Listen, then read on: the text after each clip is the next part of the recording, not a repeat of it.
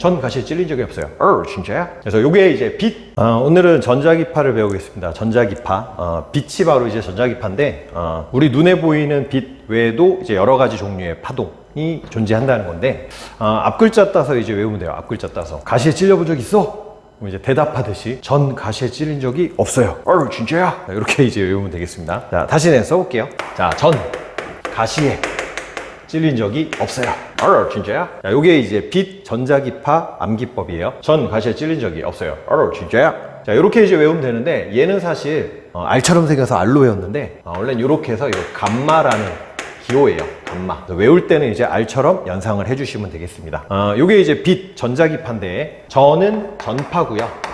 가는 가시광선, X는 X선, 엑스레이. 그 다음에 얘는 감마선. 가시광선은 우리 눈에 보이는 빛의 파장을 말하는데, 무지개 색깔 연상하시면 됩니다. 길 가는 사람한테 무지개 색깔 물어봤을 때 무지개 색깔 뭐예요? 보남파초 노주빨? 이러진 않으니까 일반적인 이제 무지개 색깔이면 빨주노초 파남보라고 하지 보남파초 노주빨이라고는 안 하니까, 그래서 요거 그대로 빨주노초 파남보를 연상해주면 됩니다. 무지개 색깔대로. 전 가시에 찔린 적이 없어요. 진짜야? 이렇게 이제 외우면 무지개 색깔 그대로 가시광선에 붙이면 되고, 얘를 거꾸로 외우면 이제 보남파초 노주빨로 기억을 해주시면 되겠고, 지금 여기 있는 게 어떻게 나타낸 거냐면, 전파에서부터 쭉 해서 여기 감마선 쪽으로 갈수록 에너지가 커지는 빛을이에요. 에너지가 커지는. 그리고 진동수도 커지고.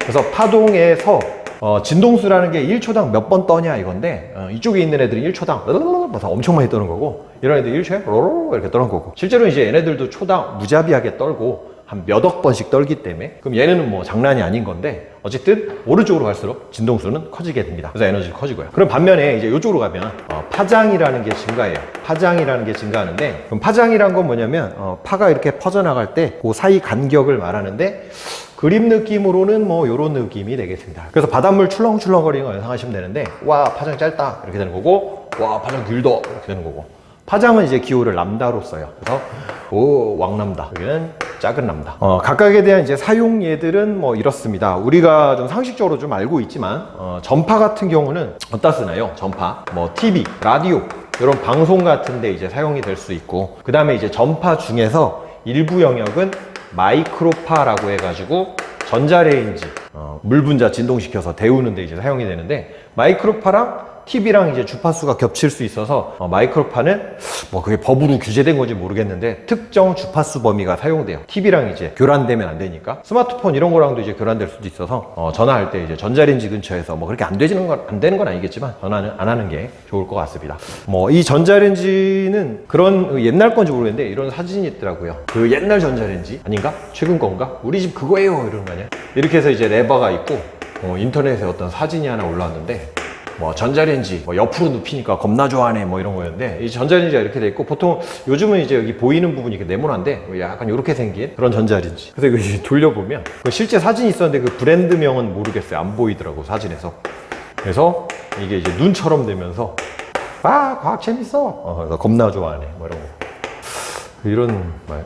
자, 어쨌든 그 다음에 이제 가시광선 바깥, 빨간색 바깥 영역을 적외선이라고 합니다. 적외선, 빨간색 바깥 영역, 보라색 바깥 영역, 요거는 자외선이라고 그래요. 자외선.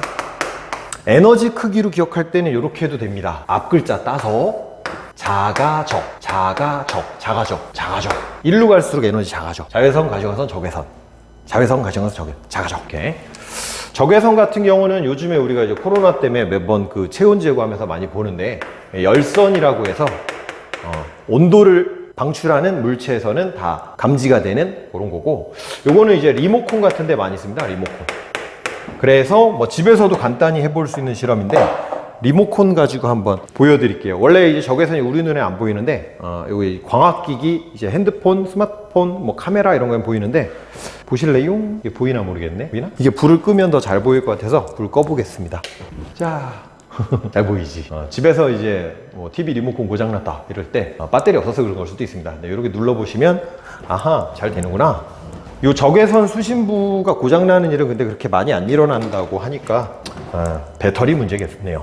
어쨌든 적외선은 이제 이런 데 사용하고, 가시광선은 우리가 눈으로 보고 광학기기 이런 거고요. 그 다음에 이제 자외선은 김밥 땡땡 알죠? 살균 소독 이런 거. 그래서 실제 이제 자외선은 우리 눈에 보이는 색깔은 없는데 이 자외선 소독기가 잘 돌아가는지 이걸 확인하려면 색깔이 나와야 이게 돌아가고 있구나 볼 수 있기 때문에 이제 살균 소독기에 이제 보랏빛이 나는데 실제로 색깔은 으습니다. 안 보입니다. 그 다음에 이제 X선은 뼈 사진 찍을 때 이거는 이제 의료 엑스레이지 엑스레이. 레이가 선이에요. 그래서 이제 뼈 사진 찍을 때 골절 이럴 때. 그 다음에 이제 이 감마선은 에너지가 이제 비교적 크기 때문에 이거는 이제 비파괴 검사라고 해서 안부시구 속에 있는 어떤 결함 검사하는 뭐 공장 같은 데서 쓰나. 그 다음에 이제 의료, 뭐 암치료, 암세포, 종양 제거 이런 것들 이제 할 때 쓰는 게 감마선이 되겠습니다. 그렇게 까다롭지 않게 간단하게 좀 기억을 해봤는데 전 사실 찔린 적이 없어요. 진짜야? 그래서 요게 이제 빛 바로 전자기파. 뭐 최소한의 이제 얘들 정도는 쉽게 기억할 수 있을 거라고 봅니다. 다음에 봐요. 안녕.